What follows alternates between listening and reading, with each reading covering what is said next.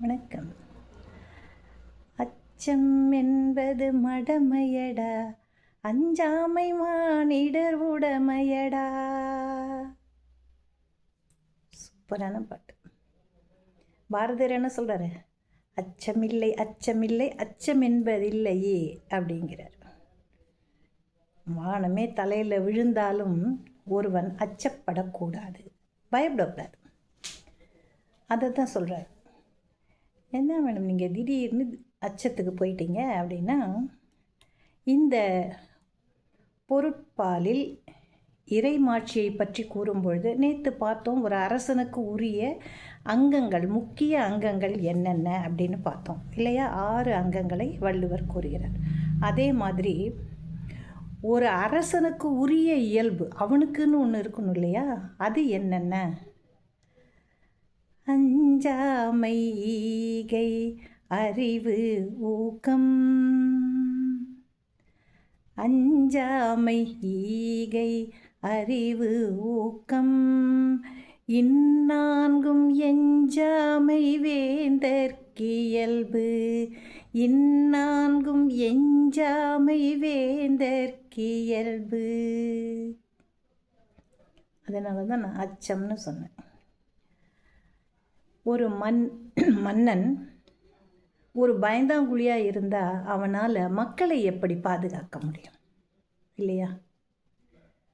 உச்சி மீது வானிடிந்து வீழுகின்ற போதிலும் அச்சமில்லை அச்சமில்லை அச்சம் என்பதில்லையேன்னு ஒருத்தன் போனான்னா அவன் பின்னால் எல்லாரும் போவாங்க மக்கள். இவனே தொடநடுங்கியாக இருந்தால் யார் வருவா? அவனை மன்னனாக ஏற்றுக்குவாங்க? ஏற்றுக்கொள்ள முடியாது. அதனால் அஞ்சாமை என்று சொல்லக்கூடிய பயமில்லாமல் துணிகரமாக ஒரு செயலை திடமாக செய்யக்கூடிய எண்ணம். ஈகை, சரி நான் பயப்பட மாட்டேங்கிறதோடு மட்டும் இருக்கக்கூடாது, ஈகை குணம் இருக்க வேண்டும். எளியவர்கள் வறியவர்களுக்கு நாம் பொருள் கொடுத்து உதவுதல், அது அவனுடைய கருணையை காட்டுகிறது. அதனால் ஈகை வேணும். அறிவு, சிறப்பான நுண்ணறிவு. அறிவுன்னு சும்மா பொதுவாக சொல்ல முடியாது. நுண்ணறிவு. ஒருத்தர் சும்மா கண்ணை சிமிட்டுனா கூட அவனுடைய எண்ணெய் ஓட்டத்தை அறிந்து கொள்ளக்கூடிய அளவிற்கு மிகச்சிறந்த ஞானம் இருக்க வேண்டும். கல்வி அறிவோடு அனுபவ அறிவும் அவனுக்கு மிக அதிகமாக தேவைப்படுகிறது. ஊக்கம், சோர்ந்து போய் எந்த இடத்துலையும் உட்காரக்கூடாது. முனைப்போடு செயல்பட வேண்டும். ஏன் இந்த 4 மட்டும் அவர் சொல்கிறாரு அப்படின்னாக்கா, பயந்துட்டோம் அப்படின்னாலே காரியம் விளங்காது, முடிஞ்சு போச்சு, அங்கேயே முடிஞ்சு போச்சு. அதுக்கப்புறம் அவன் ராஜாவாக இருக்க லாயக்கே கிடையாது. சரியா?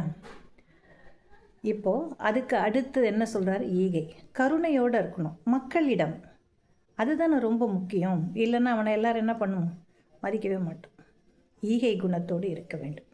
அறிவு, மிகச்சிறந்த அறிவாற்றல் மிக்கவனாக இருக்க வேண்டும். பல நூல்களை கற்ற அறிவோடு அனுபவ அறிவும் வேண்டும். அப்போ என்ன செய்கிறாங்க அந்த காலத்தில் ராஜாக்கள்லாம்? மாறு வேடம் போட்டுக்கொண்டு ஊருக்குள்ளார ஜனங்களாட்டமே அவங்களும் நடமாடுவாங்க.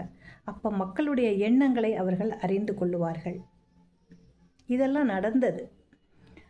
அதே போல் அந்த அறிவு மட்டும் இருந்தால் போராது, ஊக்கம் வேண்டும். நாம் செய்யக்கூடிய செயல்களை மிகுந்த ஈடுபாட்டோடு துணிவோடு நாம் எடுத்து செய்ய வேண்டும்.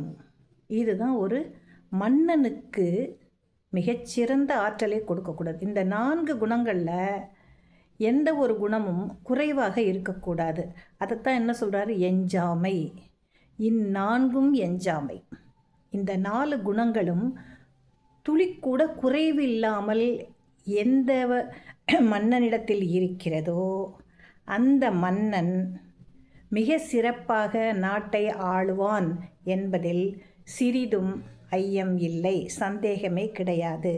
ஆக மன்னருக்கு உரிய இயல்பாக இங்கு கூறப்படுபவை என்னன்னா, அஞ்சாமை, ஈகை, அறிவு, ஊக்கம்.